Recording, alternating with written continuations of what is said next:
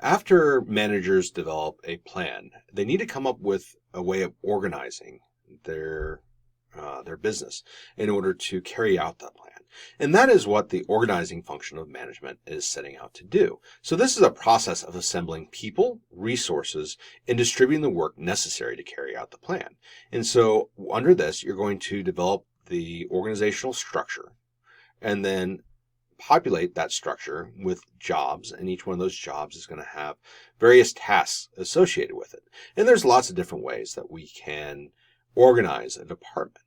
And the best way of doing it is really going to be dependent on the type of environment and type of business that the organization is in, as well as the size of that business.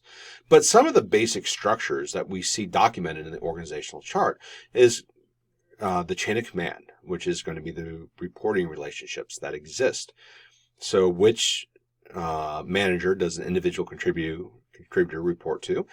Which frontline manager is going to report to mid-level managers, and which top executives are the mid-level managers going to report to. Also, we'll see issues of span of control, which is the number of employees that report to a given manager. At one point in time, this used to be a relatively static number of 5, but now span of control is dictated by the organizational type and the environment that is operating in. And then finally, we can see responsibilities in terms of what are the tasks associated for each of the jobs inside of the organization.